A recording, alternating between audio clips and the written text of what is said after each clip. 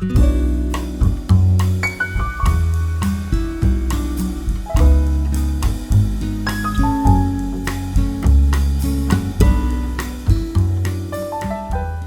verdad es que por la disciplina que manejo, puede estar un poquito sesgado mi presentación pues porque soy del área de tecnología y computación. Yo estoy cumpliendo 26 años de profesora investigadora en el Tecnológico de Monterrey y mi maestría y doctorado lo hice en el Tecnológico de Monterrey con temas de inteligencia artificial y soy egresada del Instituto Politécnico Nacional de la carrera de Ingeniería en Comunicaciones y Electrónica. Lo primero que yo quisiera comentar es que muchos de los que hemos estudiado diferentes disciplinas tenemos la pasión por la enseñanza. Nos encanta compartir los conocimientos, afrontar los retos de nuevas generaciones, ayudar a que nuestros estudiantes desarrollen competencias, pero esto lleva también un gran trabajo. El trabajo aquí que se desarrolla tiene que ver con una ardua preparación de materiales y ya tenía que ver desde antes de la situación que estamos viviendo ahora, el pensar cómo podemos establecer un proceso de enseñanza-aprendizaje exitoso, a eso le llamamos diseño instruccional, nos toca impartir clases, realizar las evaluaciones y un sinfín de tareas. Pero hoy en día yo pienso que nuestra generación está teniendo una brecha digital porque muchos de nosotros recibimos una formación de enseñanza tradicional, es decir, todavía nos tocó incluso el pizarroncito verde con gis, nos formaron con la lectura, cosa que a nuestros estudiantes de las generaciones actuales, comentaré más adelante, les cuesta trabajo. Muchos de nosotros no tuvimos mucho acceso a la tecnología en todas nuestras en los primeros niveles escolares, pero sí aprendimos que todo se hacía con el principio del trabajo, con mucho esfuerzo, organizándonos y nos cuidaban mucho. Yo recuerdo que una de las tareas importantes de mi madre que aprecio mucho es que ella organizaba horarios de trabajo, regresando de escuela después de la comida para hacer tareas, para ir a jugar un ratito, para la higiene, el baño, etcétera. Y crecimos como con esta serie de normas. ¿Ok? Em, Antes de platicar de las nuevas generaciones, nosotros en educación superior enfrentamos otro reto. Muchos de nosotros decidimos asumir el rol de profesor e investigador. Y eso tiene que ver con, adicional a esta labor compleja de ser docente, involucra realizar otro tipo de tareas que conllevan muchísimo tiempo. Tenemos que cuidar la producción científica, los artículos de investigación, de congreso para divulgación, realizar proyectos, porque si no, ¿de dónde escribimos esos artículos de investigación? Tener colaboraciones con otras instituciones nacionales o internacionales, organizar incluso congresos. Nuestros colegas que nos invitan hoy están en eso. Y además, algunos de nosotros nos hemos abocado a desarrollar tecnología educativa. Yo quisiera compartir un poquito de esta parte que es muy gratificante, de lo que me ha tocado hacer para añadirlo al final de las reflexiones, porque esto a veces no se aprecia. Quizás a veces en nuestras instituciones, quien nos coordina solamente ve el trabajo docente que hacemos y el trabajo con alumnos, pero otra parte de la administración es la que revisa lo que hacemos en estas áreas de investigación y a veces estas personas son diferentes, depende de la organización de la institución y eso a veces dificulta también nuestra labor porque estamos tratando de dar lo mejor en cada cara y al final pues incluso a veces nuestra salud se deteriora. Eso es algo que hay que comentar. Yo brevemente les comparto algunos de lo que ha sido para mí muy gratificante, porque este rol de profesor investigador pues, me ha ayudado a participar en diferentes academias, a pertenecer al grupo de la Academia Mexicana de Computación. Estuve algún tiempo en el comité directivo y liderando el grupo de mujeres en computación a nivel de esta Academia Mexicana de Computación, participar como editora asociada Todavía dirijo actualmente, ya tenemos 15 años trabajando en un laboratorio de Cyberlearning y Data Science con colegas muy comprometidos. Yo me suscribí hace algunos años al grupo de innovación de productos porque la parte que trabajo es innovación de productos de software. Pues me ha tocado algunos reconocimientos. Trabajo con algunas instituciones internacionales como MIT, Purdue Imperial College, la UNED, Ulster University, pero también me encanta colaborar con instituciones nacionales. Hemos tenido intercambios con estudiantes del ITC de Culiacán, con el Hospital General de México, con el Centro Gerontológico de Trabajo Social de la UNAM, con el Instituto Nacional de Nutrición y con otras instancias nacionales. Y he tenido la fortuna a través de esta labor pues de ir a los congresos que lleva las diferentes facetas de no solo presentar los trabajos, sino de conocer un poquito otras partes del mundo. Y además sí me he dado la tarea de organizar diferentes tipos de congresos, hackatones, bootcamps, en beneficio de nuestros alumnos. Entonces, ese trabajo que realizamos a veces no se ve.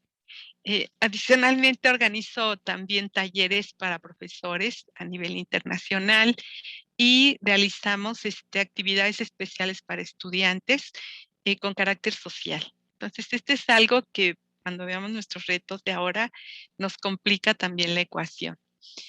Uno de los primeros problemas que yo creo que enfrentamos antes de la pandemia, inclusive, es que nuestras generaciones han cambiado. Las generaciones de estudiantes han ido evolucionando hasta tal grado que a veces siento, incluso para los que trabajamos con tecnología, se ha establecido como una brecha digital, que antes se decía entre los que usaban tecnología y los que no usaban, pero en realidad estamos teniendo una cantidad de diferencias tan importantes en la visión de los nuevos estudiantes que ingresan a las diferentes carreras. Yo trabajo más con estudiantes de ingeniería, pero me parece que esto es general. Lo primero que observamos desde la denotación de estudiantes millennials hasta ahora que hablamos de generación Z y anexas, es que estos estudiantes han crecido ya con la tecnología. No voy a polemizar, pero hay estudios donde nos dicen que al dejarle desde muy pequeñitos, desde bebés, las tabletas y otros elementos de tecnología, se puede retrasar el habla y puede haber problemas de algunos tipos, incluso de físicos de carácter visual, pero la realidad es que los chicos que recibimos hoy en día han pasado muchísimas horas frente a pantalla con información, con videojuegos, con una serie de estímulos diferentes a los que nuestra generación tuvo en su momento. Entonces, estos estudiantes que están llegando han recibido muchísima información. Ahí podemos polemizar si es información relevante, fidedigna y demás, pero la realidad es que se bombardean con una gran cantidad de información, no quiero llamarle datos solamente, que a veces el estudiante incluso no es capaz de digerir o tamizar, pero la recibe. Esto también, esta interacción a través de esta tecnología, les ha dado una especie de sentido de inmediatez. Entonces, un estudiante nos manda un mensaje, manda WhatsApp, manda cualquier correo, lo que sea, y él espera que en ese instante dejemos lo que estemos haciendo y contestemos, porque ellos así se están manejando. Y eso, ahorita que vamos a comentar los retos que tenemos, nos ha generado también estrés y una serie de elementos. Yo he llevado observaciones de qué tanto nuestros estudiantes pueden tolerar la frustración cuando no salen los proyectos, cuando tienen problemas con algún tema, y he detectado que tienen poca tolerancia a la frustración. Algunos, no todos, pero algunos tienen dificultad para profundizar en conceptos complejos, pero algo que sí tengo estudios y que hemos tratado de medir en los chicos es qué tan visuales son, qué tanto perfil visual tienen, y nuestros estudiantes son más visuales que otra cosa. Adicional a esto, aunque ha habido algunos estudios que dicen que nuestros estudiantes tienen menos competencias, eso es falso. Yo he percibido que nuestros alumnos tienen otras habilidades. Una de ellas, por ejemplo, puede ser la capacidad de ser multitarea. y están atendiendo al profe y están haciendo otra cosa en otro dispositivo y traen 3 o 4 cosas a la vez o más, y han sido capaces de manejar una característica que antes se decía que era de las mujeres. Yo debo confesar que con la edad ya no soy multitarea, pero estos chicos de ahora, hombres y mujeres, tienen un sentido mucho más amplio de llevar en paralelo muchas cosas. Pero otra característica es que cuando ya les dejamos trabajo intenso, algunos de ellos son muy renuentes, ofrecen resistencia y tratan de irse por el menor esfuerzo. Esos son algunos de los problemas antes de la pandemia que habíamos identificado, pero nos llegó la pandemia. Y eso, aún con toda la tecnología que muchos de nosotros manejábamos y para los profesores de otras disciplinas, fue todo un reto. Yo siento que nos cambió el mundo. Yo voy a hablar de esta parte del trabajo, pero también hay aspectos psicológicos y otro tipo de cosas que nos han afectado. Pero el primer reto es que nuestros materiales para la enseñanza presencial no estaban tan adecuados para la enseñanza a distancia. Entonces hubo que rehacer materiales, buscar otras formas de interacción, inclusive buscar nuevas formas de motivar a los chicos. Yo tengo un problema con ellos porque al principio exigía que mis alumnos a distancia abrieran sus cámaras, eh, dado que la tecnología nos permite, como en este momento, pues tener una interacción también visual. Pues no, los alumnos quieren que nosotros sí tengamos cámara abierta, pero ellos no tienen su cámara abierta, la cierran. Y yo estuve platicando con ellos. En algunos casos sí se justifica porque hay chicos que son 3 o 4 estudiantes hermanos en casa que comparten el mismo recurso de red y el ancho de banda no alcanza para que todos estén con video, entonces prefieren tener solo audio, ¿ok? Pero lo que sí identifiqué en muchos otros es que a algunos otros no les gusta mostrar su cara, ni les gusta que estemos, de alguna manera, entre comillas, escudriñando qué están haciendo. Entonces, ponen una foto, otros ponen un perrito, otros ponen un paisaje, otros simplemente cámara apagada y no los vemos y no sabemos si están o no están en clase. Entonces, tenemos que buscar otras formas para jalarlos a la dinámica de clase y, por ejemplo, aquí en Zoom podemos usar break rooms para hacer grupos de discusión en paralelo, simultáneos.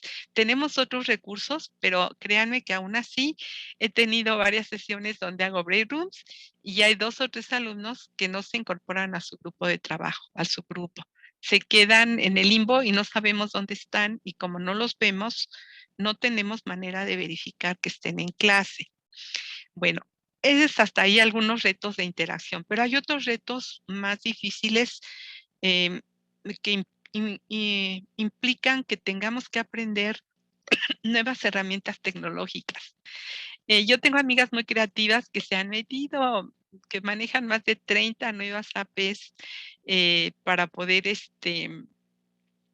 hacer desde la ruedita para, rifar la interacción de los alumnos o la participación, hasta herramientas más sofisticadas donde se evalúa al alumno en línea y en ese momento recibe retro, o utilizamos Menti para ver el ambiente del alumno. Pero si ustedes le suman, hay una gran cantidad de información que usada solamente de manera libre o gratuita no da todo el potencial que tiene. Y esta amiga que les comento ha invertido un dineral en tener licencias de aplicaciones para poder hacer muchas cosas con sus alumnos. Pero eso es tiempo y también es un reto para nosotros y un esfuerzo adicional. Aunado a esto, con este sentido de inmediatez, siento que nuestras jornadas de trabajo se han ampliado. O sea, ya no hemos podido marcar una diferencia de horario, de decir, estamos, un ejemplo, de 9 a 6, ahí ya doy toda mi atención y después ya tengo vida y puedo seguir adelante. En realidad, a veces tengo estudiantes que están escribiendo a las 11 de la noche y claro que yo sí marqué límite y les dije, jóvenes, yo hasta las 7 de la noche, 8 máximo, puedo contestar, después ya lo siento hasta el día siguiente, pero tengo estudiantes que se enojan porque no dimos respuesta o esperaban la respuesta inmediata, y algunos de mis colegas, no estoy en ese caso, pero están contestando correos a la 1 o 2 de la mañana para poder tratar de mejorar esa interacción con los alumnos, ¿okey? Y, junto con la pandemia y ahora que estamos en un proceso ya casi de regreso a la parte presencial, se armaron en algunos grupos algo que estamos llamando enseñanza-aprendizaje híbrido, un modelo híbrido, no de blended learning ni de lo que se conocía antes como una parte presencial y en línea, que es algo simultáneo, donde el profesor va físicamente a un salón de clase, interactúa con la mitad de los alumnos presenciales y la otra mitad la tiene a distancia. Y es de veras un reto tan impresionante porque hay que estar manteniendo la atención entre los estudiantes que tenemos presenciales y a veces no alcanzamos ni a ver mensajes ni a estar monitoreando los que están a distancia, y los que están a distancia en un formato híbrido se sienten abandonados. Y ese es otro reto que enfrentamos. Sumado a esto, siento que la pandemia nos ha causado, eso no lo apunté aquí, pero lo comparto, nos causa un poco de neurosis, a veces depresión, a veces angustia, porque son muchas cosas nuevas y estamos solitos. Algunos de nosotros, yo en mi caso soy viuda, pues estoy sola. Entonces, afortunadamente mi hija está muy cerquita, pero sí es difícil y hay espacios, largos donde no hay con quién intercambiar y con quién rebotar ideas. Em, en ese sentido, y ya en este momento que no sabemos realmente si logramos tener un esquema presencial completo, sentimos que va a haber una siguiente ola, algunos médicos nos han advertido, y yo retomo de este sitio, hay muchísimos sitios al respecto de los retos que enfrentamos los docentes, pero este sitio que comparto aquí me gustó porque, lo que mencionan es que con o sin pandemia, los docentes hoy en día de cara al futuro enfrentamos estos retos y no se van a ir. Y entonces, aunque quisiéramos regresar a una normalidad, la verdad es que no es una normalidad, es en mi trabajo le llaman nueva normalidad en mi institución, pero en realidad sí tenemos que evolucionar.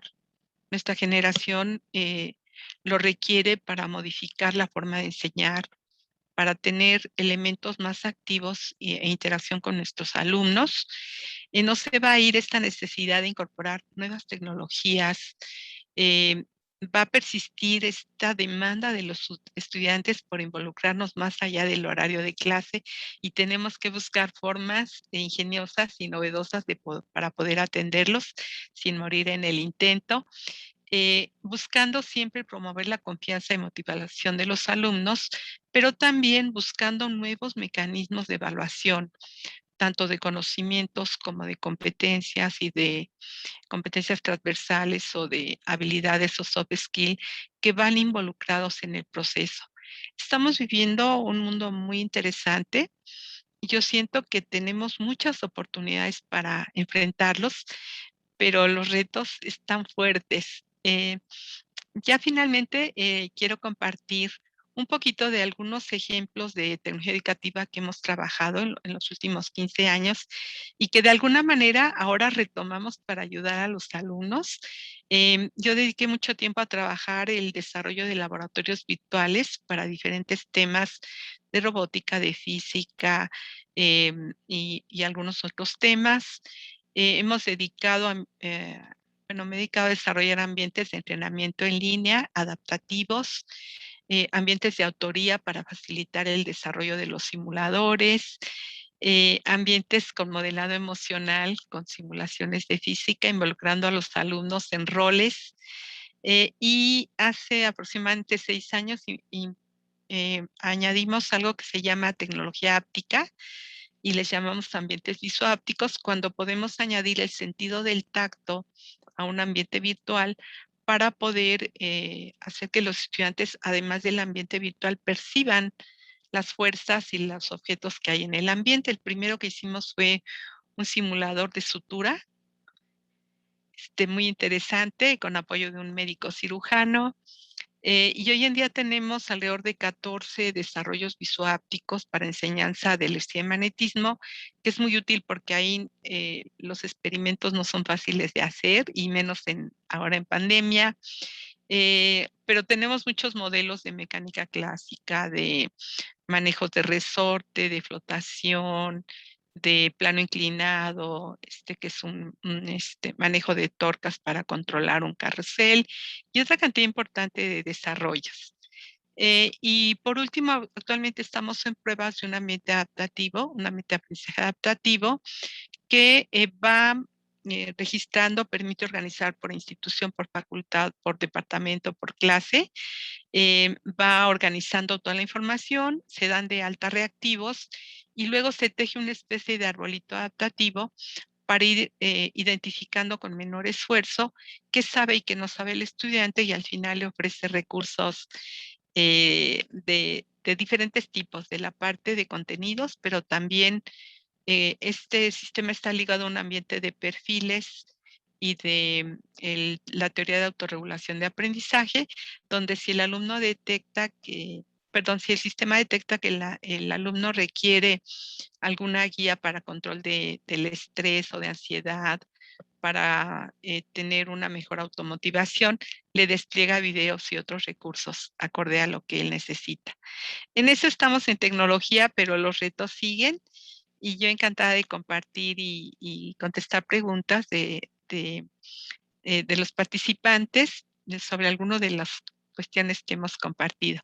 Este es mi correo, es jnogues@tecmx y les agradezco mucho a la maestra Ana Iris Acero y al resto del comité la gentil invitación. Entonces estoy a sus órdenes. Gracias. Gracias, gracias, doctora. Muy interesante. Los experimentos sorprendentes, la parte final, es esa cuestión de integrar el tacto. Me pareció muy, muy avanzado. Gracias, gracias, doctora. Damos la bienvenida a la doctora Laura Oscos Villegas. Hola, ¿qué tal? Buenas tardes. ¿Qué tal, doctora? Buenas tardes.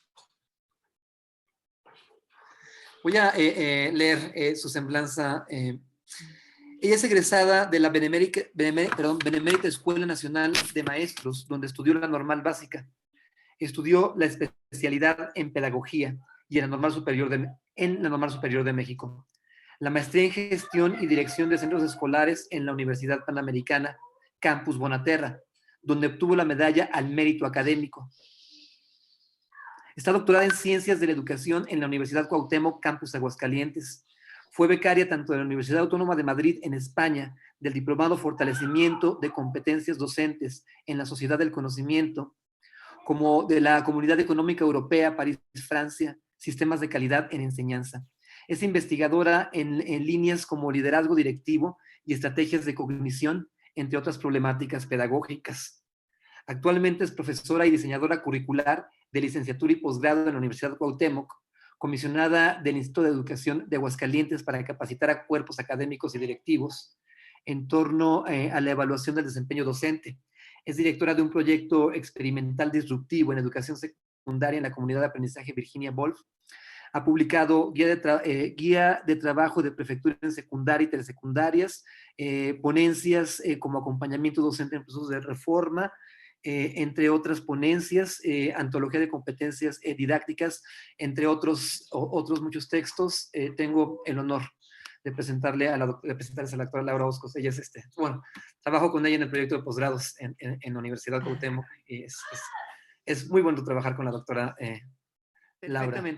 Muy bien, pues mucho gusto, muchas gracias, encantada de estar con doctora. ustedes. Muchas gracias y es un placer trabajar con Beto. La verdad es que es de los maestros consentidos del área de educación, que es donde yo me desempeño. Y bueno, pues es muy querido por todos los alumnos, dicen que sabe mucho, dicen que es una enciclopedia con pies y bueno, es adorado el maestro Beto entre los chicos de maestría. Bien, pues justamente yo tengo la fortuna de ser maestra de origen, ser maestra normalista y ahorita que estoy pues trabajando en la coordinación de posgrados de educación en la Universidad Cuauhtémoc, que hemos tenido la maravillosa oportunidad de trabajar con un 98% de nuestros estudiantes son profesores. Entonces es maravilloso trabajar con maestros de educación básica, educación media y los menos son de educación superior o de educación normal. Tenemos las maestrías, que es en educación, en procesos cognitivos, y esta maestría de tendencias globales en educación disruptiva e innovación, donde trabajamos tópicos como metodologías activas, y todo lo que tenga que ver pues, con la puesta en práctica real de lo que es el socioconstructivismo y el humanismo, ¿no? Que es lo que realmente avala a nuestro sistema educativo nacional. Y el doctorado en educación. Entonces, como ustedes pueden ver, nuestros alumnos son eminentemente profesores y pues es una maravilla estar con ellos. Aquí tenemos a los chicos de la maestría en procesos cognitivos, donde tenemos intercambios en Chile. Esto fue en Viña del Mar, en escuelas primarias. Vamos a visitar las escuelas, ellos eligen un objeto de investigación y nos desplazamos a varios puntos, sobre todo de Latinoamérica, para hacer investigación. Y si se fijan, pues son chicos muy jóvenes, o sea, son maestras jóvenes con gran entusiasmo, ¿no? Bueno, pues cae la pandemia por sorpresa y en 2 días el Instituto de Educación de Aguascalientes nos dice que tenemos que migrar a 7,500 alumnos, que es el total de alumnos en el campus. Y mil maestros tuvieron que movilizarse.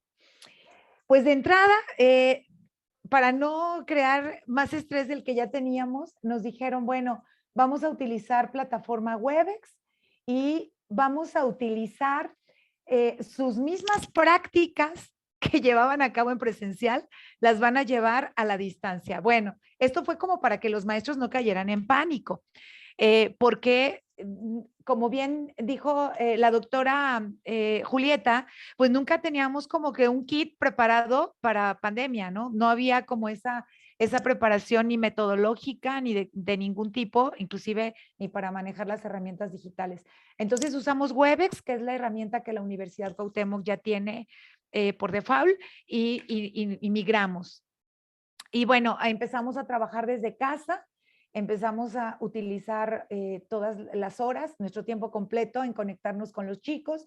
Con los chicos no hubo mayor problema, los muchachos se conectaron sin ninguna objeción, no así los maestros, porque los maestros empezaron a comentar que no tenían conectividad, que no sabían cómo compartir materiales en la plataforma Webex, cómo mandar la bibliografía, cómo evaluarlos.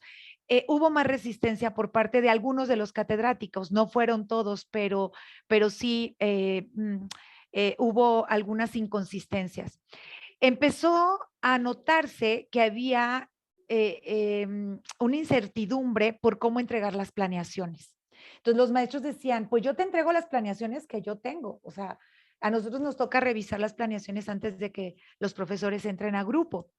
Entonces les hacíamos algunas observaciones y les decíamos, oye, no puedes utilizar las mismas estrategias, tienes que hacer uso de herramientas, tienes que utilizar plataforma como EducaPlay, como Kahoot, como, no, ¿qué es eso, doctora? Pues es que no. Entonces vimos que pues lo prioritario era atender a los alumnos porque evidentemente se iban a ir si no estaban atendidos, ¿no? Y los chicos se empezaban a conectar, algunos aparecían en pijama, otros aparecían, o sea, veíamos como esta parte, pues que ahorita suena simpática, ¿no? Pero que en su momento los profesores decían, ¿cómo es posible? Los chicos ni siquiera se peinan y bueno, en fin, había una crisis tanto de profesores como de alumnos, ¿no? Entonces, bueno, el rector Juan Camilo Mesa Jaramillo, que es un visionario, dice de inmediato, ¿saben qué? Vamos a hacer un canal para capacitar a los profesores. Entonces, de inmediato, la Universidad Cuauhtémoc empezó a hacer conexiones en vivo, hacíamos Facebook Live, hicimos el canal UCA, y entonces en horarios discontinuos se grababan, o quedaban, o sea, se lanzaba en vivo, pero quedaban grabadas por aquellos maestros que no pudieran verlo en el horario en que era la transmisión. Esto fue un hit, fue maravilloso, porque entonces los maestros empezaron a sentir ese acompañamiento, ¿no? Y de repente le marcaban al profesor Víctor González, que es el que encabezó este movimiento. Oye, Víctor, fíjate que no sé cómo utilizar, no sé, pues cualquier herramienta, ¿no? Desde el Kahoot, lo que ustedes me digan. ¿Cómo utilizo el Classroom? ¿Cómo utilizo? Y entonces Víctor empezó a saturarse, tuvo que pedir apoyo de otros 3 compañeros porque era como el Oxxo abierto las 24 horas de que tenía llamadas de los profesores, ¿no? Y bueno, esto nos dio como esperanza, o sea, dijimos, bueno, ese profesor que ya tiene 35 años de servicio y que es una eminencia, por ejemplo, los que están en el área de medicina, mis respetos, ¿no? Que el mejor cardiólogo, el mejor neurólogo, pero no quería utilizar Webex o no quería utilizar herramientas digitales. Entonces, no los podíamos dejar ir. Y Víctor vino a amortiguar toda esta parte y a complementar, porque entonces nuestros maestros de muchísimos años de servicio que no utilizaban ni siquiera su teléfono inteligente para comunicarse en otro sentido, pues entonces empezaron, ¿no? Tristemente les he de decir que hubo gente que dijo, ¿saben qué? Yo aquí ya no juego y mejor me jubilo. Entonces también hubo esa pérdida, ¿no? Que dijimos, pero pues eran maravillosos estos señores, ¿cómo es que se van? Y que dijeron, yo ya di lo que tenía que dar y me retiro, ¿no? Este canal se hizo tan popular en la universidad que después empezaron a entrar colegas de otras universidades, tanto de Aguascalientes como del Perú. Tuvimos amigos colombianos que ya nos decían, oye, súper buena tu plataforma, yo la voy a utilizar para mi escuela, podemos, adelante. Entonces, Víctor se hizo famoso y todo el equipo y empezaron a utilizar pues estas herramientas y es como se fue perdiendo un poquito el miedo, ¿no? Es como se animaron pues a trabajar. Aquí es como les digo, hubo los que dijeron, yo ya no juego, me bajo pues de la ruleta y aquí, ¿no? Algo que también nos dimos cuenta es la terrible desigualdad social con esta pandemia y todos lo sabemos. Digo, por fortuna, nuestros alumnos de la Universidad Cuauhtémoc, pues sí, cuentan con recursos, son chicos que están pagando la universidad tiene desde prepa, licenciatura y posgrados, ¿no? Y especializaciones. Entonces, bueno, los chicos que acceden ahí, pues tienen recursos para poder solventar tanto sus herramientas digitales como el uso del Internet y todo aquello.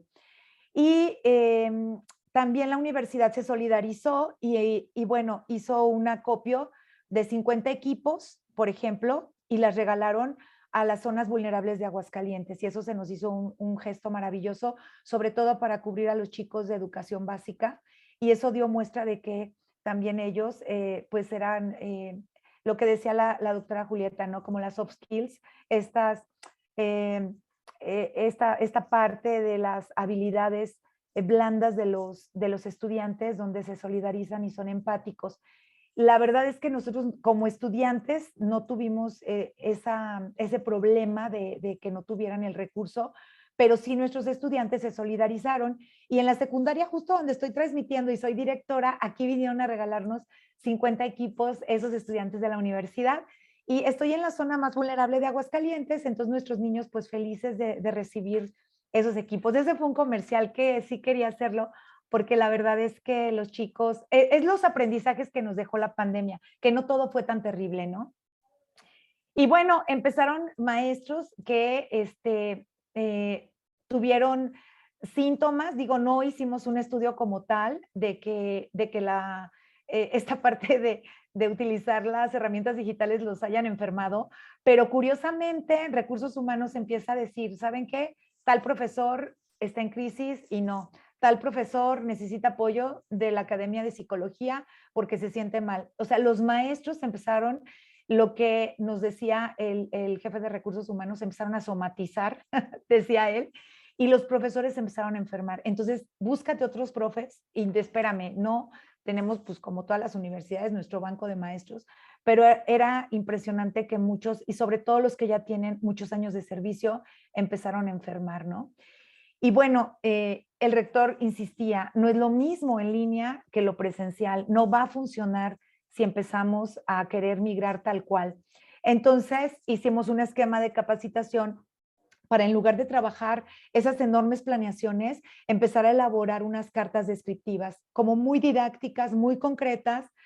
Obviamente, los aprendizajes esperados no se iban a dar de la misma manera.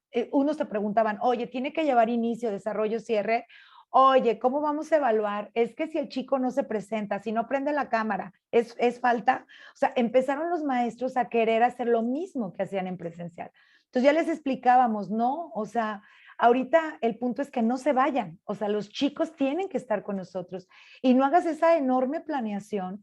Tienes que ser más dinámico, tienes que ser más atractivo y tienes que ser muy concreto. Deja de estar poniendo tus 20,000 actividades, porque también nos dimos cuenta que los chicos no se autorregulan.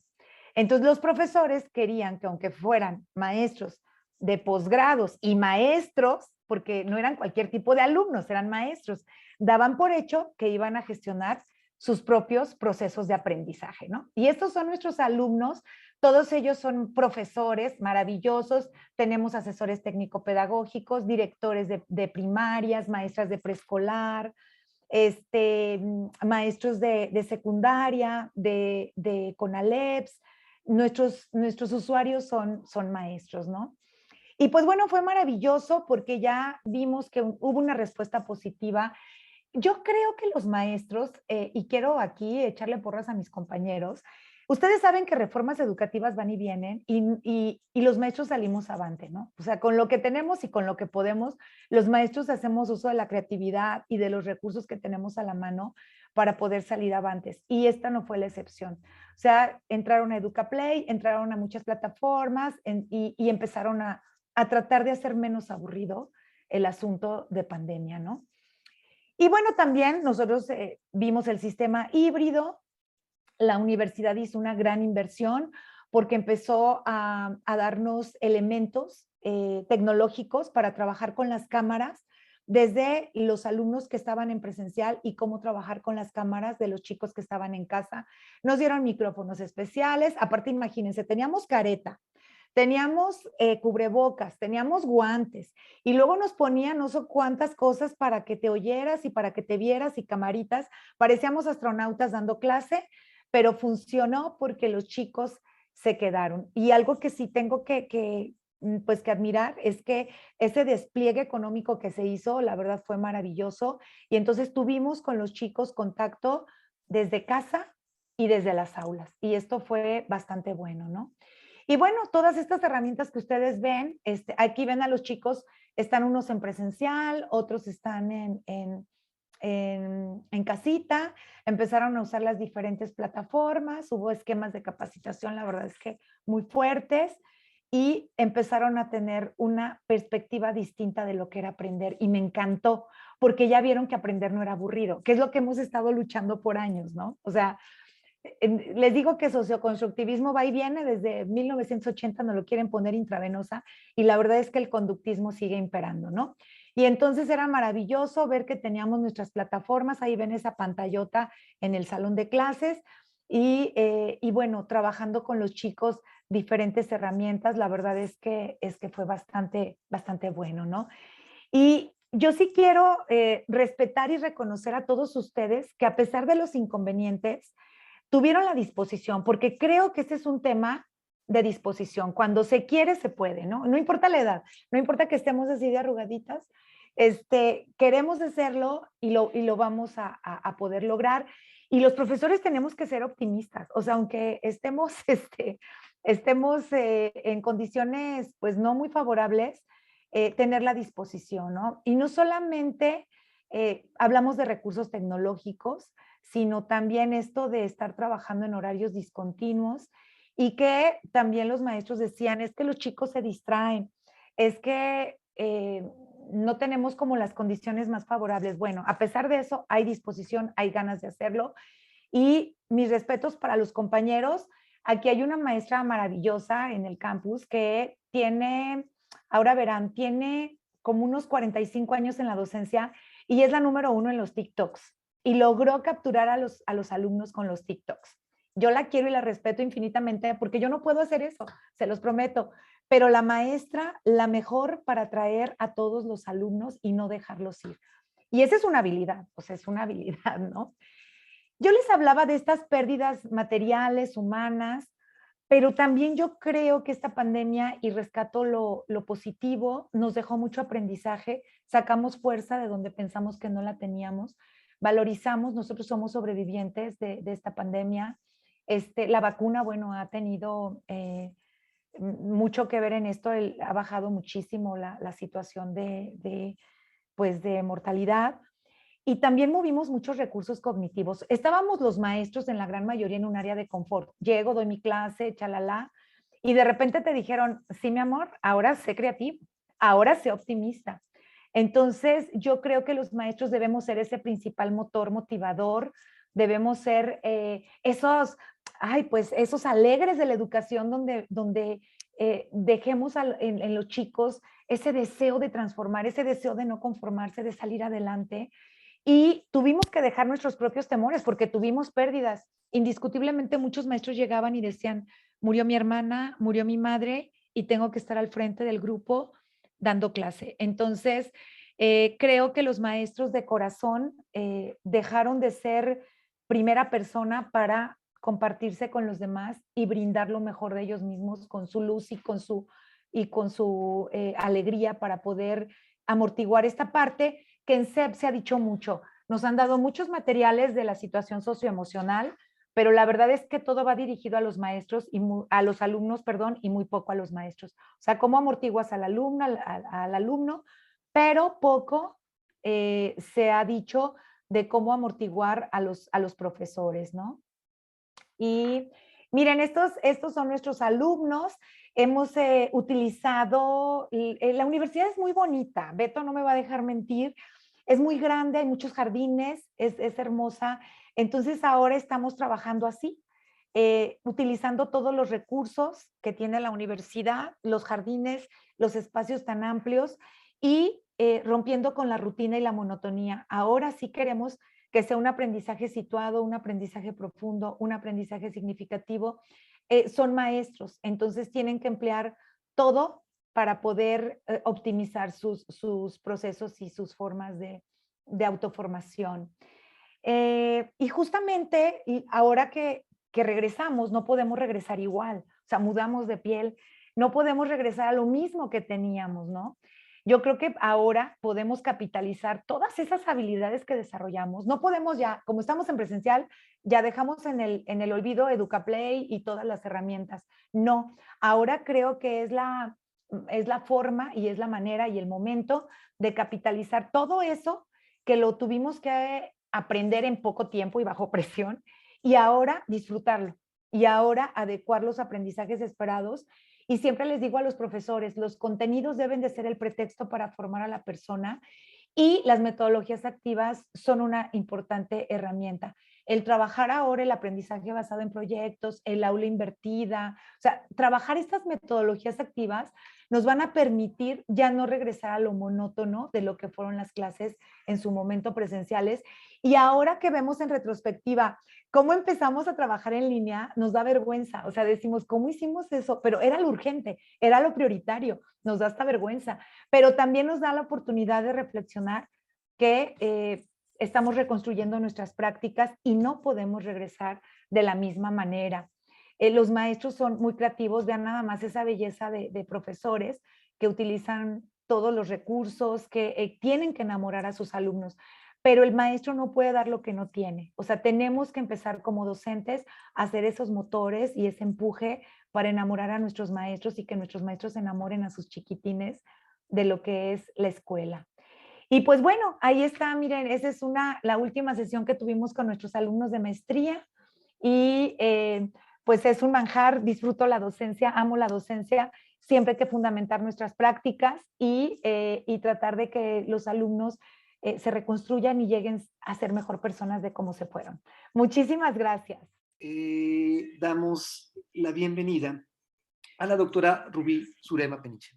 Doctora, muchísimas gracias por estar con nosotros. No, a ti por la presentación. Bueno, pues muy buenas tardes. Muchas gracias por la invitación y este espacio. Siempre son muy buenos para interactuar y bueno, intercambiar ideas. Son muy oportunos, sobre todo ahora en la que nos encontramos. Bueno, pues la suerte de ser la que cierre, en la tercera en este caso, bueno, pues muchos elementos ya fueron comentados y que posiblemente retomaré para pues darle atención a esta mesa, la cual fue organizada por la CIWA. Voy a compartir mi pantalla, una presentación realmente muy, muy concreta, nada más me avisan si ya se está viendo. ¿Ya Claramente, está? doctora. Perfecto. Bueno, pues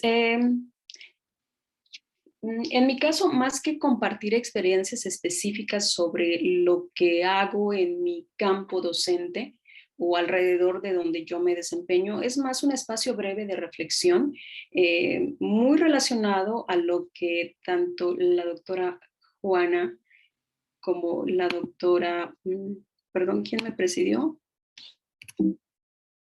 La doctora Laura Oscos. Laura, perdón, muchos elementos ya compartieron, ¿sí? Creo que somos compañeros, compañeras de este proceso que hemos estado viviendo y que muchos elementos ya fueron compartidos, ¿sí? Entonces, voy a empezar por unas preguntas reflexivas. Creo que seguramente ya nos hemos hecho estas preguntas, posiblemente en algún caso con un café con algún compañero o en algún espacio, ¿no? Que no son las únicas, pueden haber muchas más, pero que bueno, pues nos permiten esto, ¿no? Creo que es importante preguntarnos cuándo y cómo regresaremos a las aulas, no solamente por cuestión de temporalidad, sino en el modo y la manera. Preguntarles o preguntarnos si nos visualizamos ya en las aulas de manera oficial, considerando que muchos de nosotros posiblemente ya estemos de forma como escalonada regresando. Hay algunas clases en las que ya estamos, algunos grupos o programas educativos, al menos en la UA, en la Autónoma de Aguascalientes, regresando. Y hay otros colegas que de plano no han pisado de nuevo en las aulas, ¿no? Entonces nos preguntamos cómo nos visualizamos ya de manera oficial. ¿Cómo ha cambiado nuestra práctica docente? ¿Realmente ha cambiado? ¿Nos sentimos cambiados? Y bueno, con las reflexiones de las doctoras que me presidieron, pues fue más que claro esta cuestión. Y para cerrar esta lista de preguntas, que por supuesto pueden haber más, sí, pensar sobre una didáctica diferente. O sea, tendremos que presentar una didáctica diferente con alumnos diferentes, vamos a tener alumnos diferentes o incluso ya los tenemos, ¿no? Entonces, a lo largo de las siguientes láminas, me voy a ir dirigiendo con base en preguntas que nos van a ayudar como a reflexionar y yo dirigirlas más que yo presentarles un escenario de imposición sobre prácticas específicas para la realidad, ¿sí? De forma muy rápida para contextualizar. Lee Shulman ha sido un teórico a lo largo de los últimos años, bueno, pues, a partir de los 80, que establecía una postura sobre qué características sobre la práctica docente debe formar a un profesor y que eso le ayude a una práctica efectiva, ¿no? Y Shulman dice, aún con el tiempo se sigue manteniendo y se ha reformulado esto a lo largo de los años, que un profesor debe dominar desde el contenido, su didáctica, conocer el currículo, conocer a los alumnos, el contexto, los objetivos, los valores. Por ahí creo que también está la cuestión de la filosofía de la institución, una didáctica particular del contenido. Entonces eso es bien sabido. Creo que en nuestra práctica nos damos cuenta de estas demandas, de esta cuestión que es necesaria atender en un profesor y que el mismo sistema escolar nos lleva a esta cuestión. Si le hacemos cuentas a esta lista, realmente es una demanda fuerte para nuestra práctica, ¿sí? Desde que dominemos el contenido, de que sepamos cómo preparar nuestros materiales, conozcamos a nuestros alumnos, si por ejemplo hay un problema con un estudiante, atenderlo. Entonces, no solamente es ejecutar una sesión de clase, es atender a otros elementos. Entonces, Shulman a lo largo de los años ha establecido esta propuesta teórica que pues ha cimentado muchos elementos que también otros teóricos han manifestado, ¿sí? Sobre esta importancia de cómo, pues sí, proponer esta cuestión de la práctica del docente.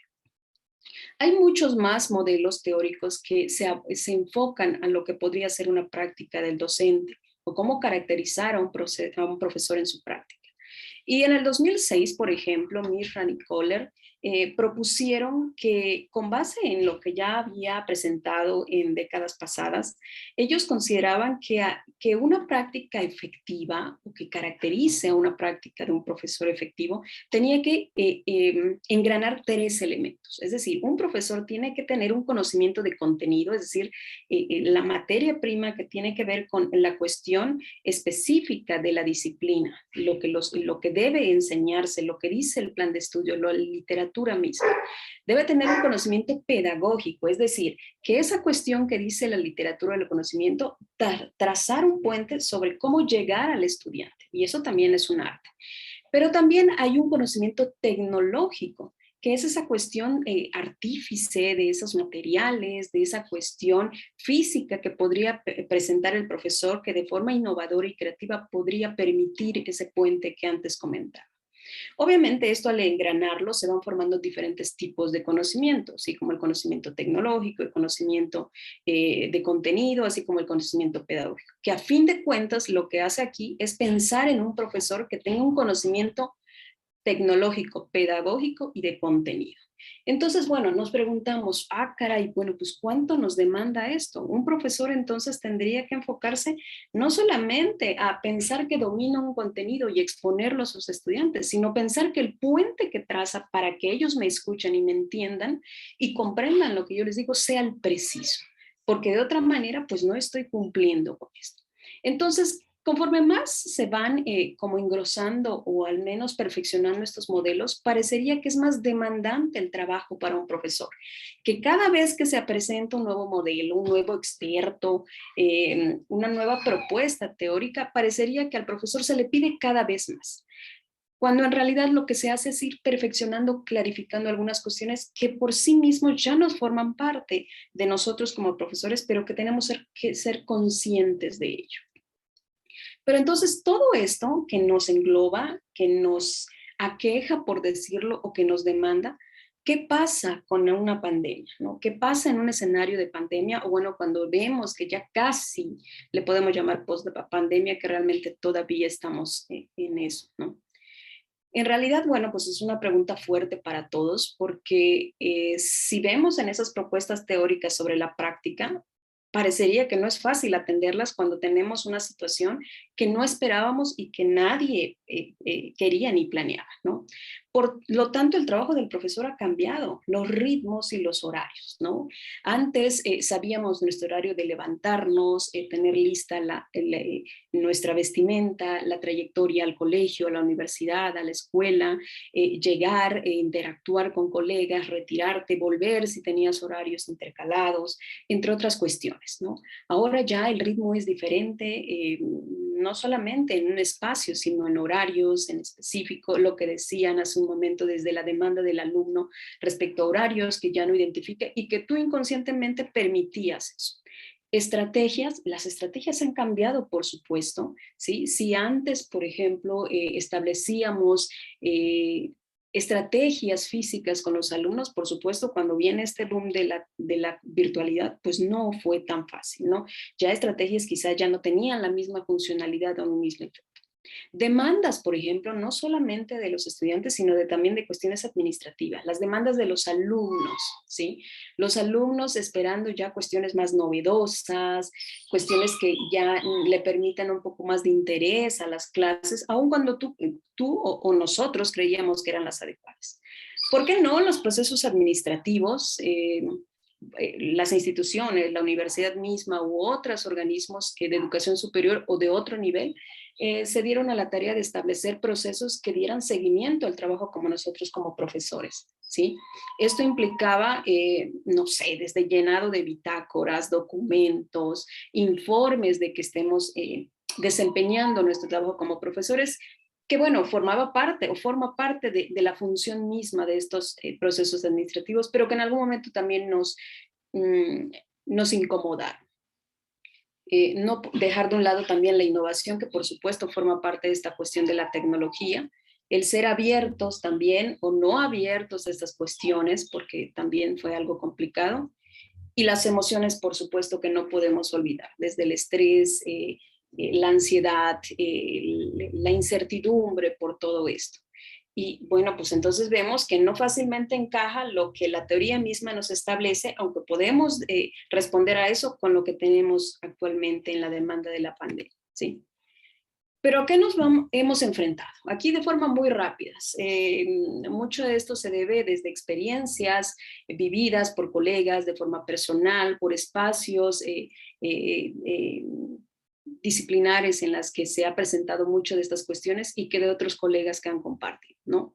Desde que inició esta situación de pandemia que lleva poco más de año y medio, las aulas fueron adaptadas a las necesidades del profesor. Un aula o nuestra aula fue desde una cocina, un comedor, una recámara, quienes contaban con un estudio o los que tenían la suerte de poder ir por espacios breves al menos a sus instituciones, quienes las tenían, ¿no? Entonces, las aulas se formaron parte ya de nuestro ritmo de vida, ¿no? Y estas aulas nos hicieron vivir o nos hacen vivir todavía situaciones que creo que valen la pena puntualizar. Por ejemplo, las TIC, que es inevitable discutir esta cuestión, ¿no?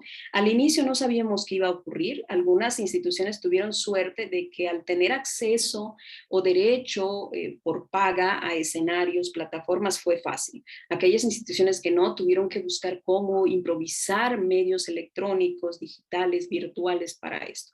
Pero que eso nos hizo aprender desde picar botones, desde buscar tutoriales, desde preguntarle a algún compañero, y que bueno, pues nos hizo también aprender en esto. Ensayo y error, estrés, que bueno, nos demanda.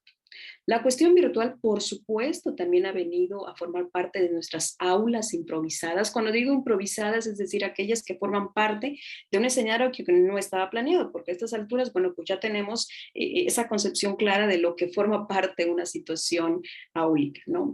Esta cuestión virtual que vino a reformar también nuestra cuestión didáctica, ¿sí? Aquellos profesores o colegas que generalmente implementaban estrategias que tenían que ver con no sé, interacciones físicas con los profesores, manejo de prototipos, en cuestión virtual, bueno, pues no era posible. Algunas instituciones, como hemos visto algunas que por cuestión de recursos podían optar por simuladores, aunque hay muchos simuladores, por ejemplo, gratuitos, u otro tipo de situaciones fue permitido.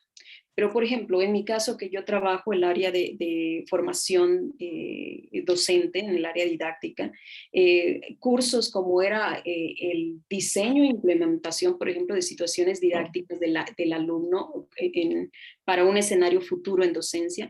Antes de la pandemia, esos cursos se daban a través de simulaciones reales, donde el alumno simulaba una clase o se iba a una situación lo más real posible y el profesor lo observaba.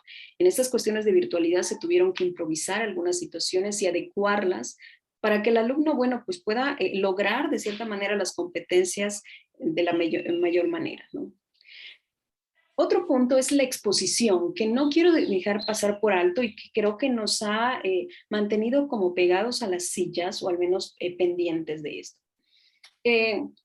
Siempre como profesores, al estar frente a los alumnos, siempre estamos expuestos, siempre hemos estado expuestos desde cómo nos ven, cómo nos escuchan y todo lo que puede ocurrir. Pero bueno, creo que a lo largo de estos meses hemos sido objeto de mucha observación por parte de los estudiantes y de cualquier público que esté atrás de la pantalla, ¿no? Situaciones que hemos sentido que han formado parte de ese proceso también de estrés, ¿no?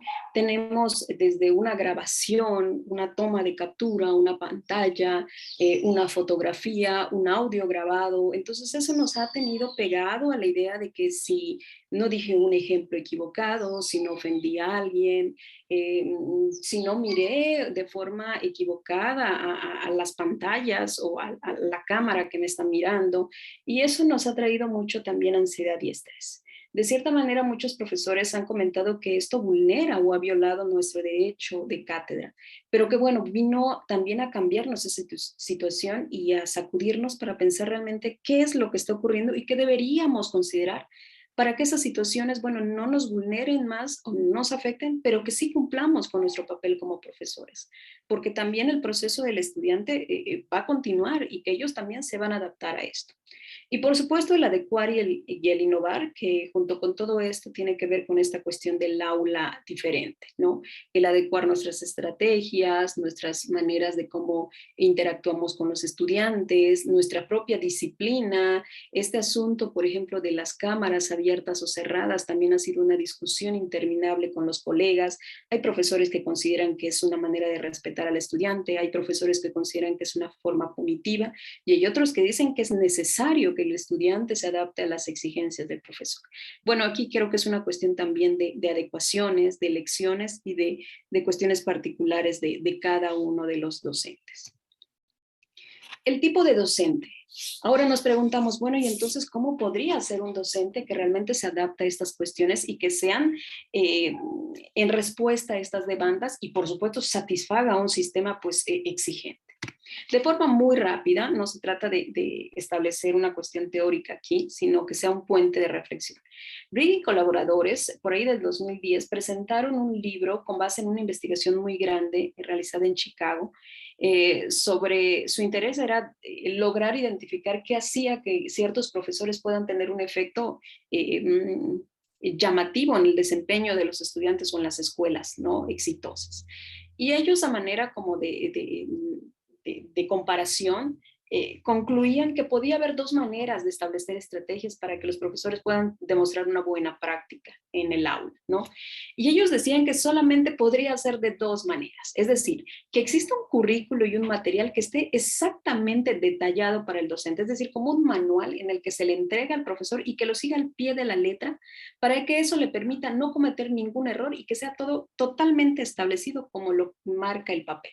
Solo de esa manera también podría ser una muy buena práctica docente. O la otra es que tengamos maestros extraordinariamente competentes, es decir, como un Leonardo da Vinci en el aula, es decir, que no solamente domine la asignatura, sino que domine su pedagogía y que conozca a los alumnos. Por supuesto, esto también concluían estos autores de que esto no es posible, o sea, no es posible pensar que solamente tengamos esos dos escenarios. Sí sería lo deseable, o sea, sería un sueño pensar que sería la única manera, pero no es posible en nuestra realidad. Entonces Martínez hace unos días escribía en la revista Nexos y decía que solo podemos contar con un personal docente imperfecto, pero responsable. Porque hay que ser realistas. Todos somos diferentes, todos venimos de una formación diferente, experiencias diferentes, años, género, etc. Pero que podía ser simplemente con la idea que seamos responsables, entregados a esto. Y que se supere trabajando con los colegas de la escuela y con la zona en comunidades de aprendizaje parecidas a las que describe Brigg, pero bueno, no apegadas a las letras, sino considerando que también tengo que dominar ciertas áreas. Y bueno, pues entonces con base en esto, ¿hacia dónde vamos? Ya para cerrar, entonces, algunas precisiones que quisiera compartir con ustedes. Considerando que sigue siendo esto demandante, que no ha acabado hasta realmente que acabe y que regresemos a un escenario que quizá muchos de ustedes añoramos, creo que es importante reflexionar nuestra práctica docente. No es tarde para quienes no lo han hecho o no lo hemos hecho. Creo que es bueno el reflexionar. Modelos teóricos también lo establecen dentro de ese metaconocimiento del profesor. Implica también una reflexión, una autocrítica de nuestra práctica. Yo creo que es momento, sé que esto dirán, bueno, ¿y en qué momento hago esto? Esto puede ser desde al cierre de una clase, si tengo un espacio, unos minutos, cuando yo termine mi clase, hacerme ciertas preguntas en algún espacio, al cierre de una jornada, preguntarme sobre mis técnicas, si yo esperaba que me contestaran 10 alumnos y solo uno contestó, qué está pasando, hubo participación o no, entregaron en tiempo sus tareas los alumnos, las están subiendo en tiempo, me preguntan cómo están entregando sus trabajos, estoy mejorando, qué cambios podría yo hacer. Entonces, esta reflexión sobre la práctica es muy, muy buena, ¿sí? Pero también reflexionar sobre los estudiantes y sus cambios, es decir, cómo los alumnos están cambiando. Esto no podemos ignorarlo. Los alumnos han cambiado no solo en hábitos, estilos, costumbres, demandas, por ejemplo. Ahora, si antes le decíamos a un alumno, vamos a hacer una lluvia de ideas, empiecen, vamos a platicar y ustedes me vayan diciendo las palabras que consideren. Entonces, no va a faltar el alumno que en mi caso me pasó al inicio y me decía, maestra, ¿por qué no abre un Menti? Y tú dices, bueno, ¿qué es un Menti? Entonces ya buscándole, ellos te explican y dices, bueno, pues sí, Menti es una aplicación muy breve y gratuita en las redes que te puede servir para una lluvia de ideas y palabras que inmediatamente te lo sistematiza y te muestra un gráfico, ¿no? Entonces los alumnos ya están demandando. Lo que tenemos que hacer es ser receptivos a eso y no cerrarnos esas cuestiones siempre y cuando también no se alejen tanto de nuestros objetivos. Estilos de aprendizaje, están aprendiendo de diferente manera, por supuesto. Y antecedentes académicos. Esto es muy preciso, sobre todo para aquellos colegas que van a tener estudiantes que brincan, por ejemplo, a un nivel educativo en el que desde su inicio no han pisado un aula, ¿sí? Como por ejemplo los estudiantes que han venido a la universidad del bachillerato y que ahorita posiblemente estén en su segundo año, ¿no? Su tercer semestre. No han pisado un aula universitaria. Entonces, no solamente con antecedentes de aprovechamiento de contenido, sino de estilos. Entonces, habría que preguntarse cuáles son estas cuestiones, qué es lo que tengo, qué es lo que puedo adecuar y qué es lo que puedo ofrecer, ¿sí? También abrirse o adaptarse a innovaciones. Es importante la actualización formal, ya sea que uno lo planee o que la institución lo gestione, y que a veces, bueno, a veces somos temerosos, a veces el tiempo no nos alcanza, o sea, el día mismo, la semana misma, pero podemos escoger aquellas cuestiones que nos puedan alimentar tantito sobre aquellas lagunas que consideremos que tenemos. Si le temo o todavía carezco o tengo algunas deficiencias sobre algunas cuestiones tecnológicas, pues buscar, si no un curso formal, un tutorial o un colega que me pueda dirigir. Hay aplicaciones muy fáciles que podemos y que, bueno, no es necesariamente esta cuestión tecnológica, sino también hasta dinámicas o estrategias que en el aula nos permitan como innovar. Acuérdense que no solamente la innovación está pegada a la tecnología. Por supuesto, esto no significa que perdamos nuestra esencia. No quiere decir que el adaptarnos a una cuestión de pandemia o pospandemia nos haga olvidar nuestro sentido, nuestra identidad y lo que somos, sino que con base en esto reconozcamos qué tenemos y qué podemos adecuar ante una situación que ha cambiado totalmente. Y qué bueno que lo vamos a vivir hasta que regresemos, aun cuando hemos tenido ya ciertos acercamientos, pero que realmente no se ha dado en un 100%. Y ya para cerrar, bueno, considerar que regresaremos a un escenario distinto, pero desafiante y que nos dé un espacio de reinvención. Es decir, que no lo veamos como una cuestión ya de desgaste, aunque sí lo sea, pero que también lo veamos como áreas de oportunidad para reinventarnos y para buscar otras maneras que también nos alimenten como seres humanos y como profesionales. Y bueno, pues muchas gracias por la atención y pues mucho éxito con lo que seguimos haciendo. Gracias. Muchas gracias, doctora. Muy interesante, muy reflexiva y de veras que invita a la reflexión el planteamiento de estos problemas que nos externas.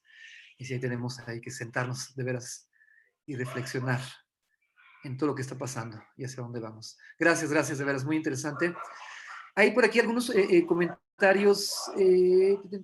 Dice, bueno, nos recuerda Cari que para tomar asistencia y el trámite de constancia se les pide poner nombre completo y correo electrónico de contacto. O sea, hay algunos compañeros ponen su nombre. La maestra Tere comenta, doctora Julieta, ¿cómo compaginar la vida personal y familiar si efectivamente la nueva virtualidad nos demanda más tiempo de dedicación a la docencia? Felicidades por su presentación. Sí, Doctora Julieta. sí, claro que sí, di respuesta por el chat, pero sí lo quiero comentar.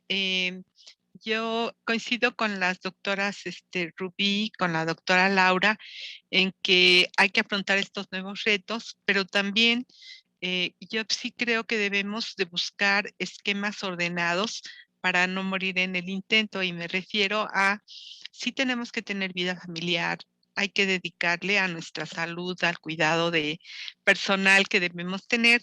Entonces, al principio, yo pienso que ya vivimos ese alud de cambios y ese esforzarnos por adaptarnos y aceptar estos retos, pero yo sí creo que ahora estamos en una posición, ya una vez pasado todo la transición hacia esta tecnología a distancia, donde podemos, inclusive por cuestión formativa, fijar horarios. Y si nosotros cedemos a estar contestando a las 3 de la mañana, pues no vamos a tener vida. Entonces, yo he hecho reflexiones con mis estudiantes y ha funcionado bien en que es muy importante que también ellos mismos normen su propio horario y que entiendan que la gente tiene horarios para dormir, por ejemplo, ¿no? Es uno de los puntos que comentamos. Yo creo que también esto, y coincido con la doctora Laura, esto también tiene mucho que ver con el propio apoyo institucional que se nos está brindando. Yo tengo la fortuna, igual que la doctora Laura, que mi institución dedicó muchos recursos, tecnología personal a dar soporte a los profesores, pero también ahora nos están apoyando en normar algunas conductas y han mandado correos a los estudiantes donde se dice, oye, el profesor te debe dar respuesta o debe contestarte, pero en un lapso de 24 horas, no esperes que sea inmediato. Y además, si tu pregunta o consulta es el fin de semana, el profesor te responderá el siguiente lunes. Entonces, hay un apoyo también institucional para entender que los profesores tenemos que tener vida, que tenemos que cuidarnos, porque como decía bien la doctora Laura, en la medida en la que nosotros estemos bien, también nuestros alumnos lo van a estar. Entonces, es un reto importante. A veces no es sencillo, les comento, yo sí tengo colegas que claudican y están ahí a las 3 de la mañana contestando cosas, pero yo pienso que es algo que tenemos que cuidar y que la parte más difícil ya la pasamos.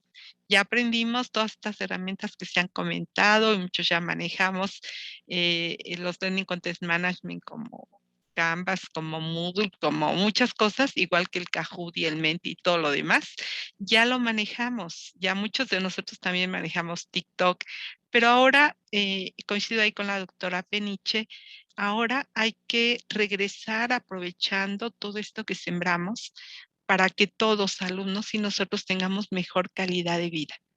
Y yo pienso que esa debe ser una meta, independientemente de presencial a distancia, híbrido y anexas, debemos de cuidarnos todos. Y yo pienso que el profesor aquí sí tiene un liderazgo, dado que es quien está formando a los estudiantes. Esa sería mi respuesta. Gracias. Gracias, doctora, gracias. Sí, antes de la pandemia ya tenemos muy presente el tema del derecho a la desconexión y todos los avances que había en ese respecto, pues se vinieron para atrás con el tema de la pandemia. Comenta por aquí la doctora Tere, felicitaciones, doctora Laura, por su entusiasmo y de verdad se ve que ama lo que hace.